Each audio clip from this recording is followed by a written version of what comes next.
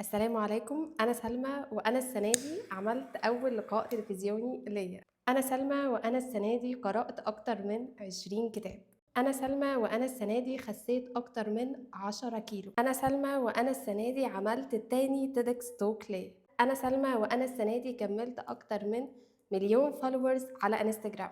أنا سلمى وأنا السنة دي اتخرّجت من برنامج Digitals مصر. أنا سلمى وأنا السنة دي تم اختياري كأحد سفراء مبادرة التأثير لترك الأثر.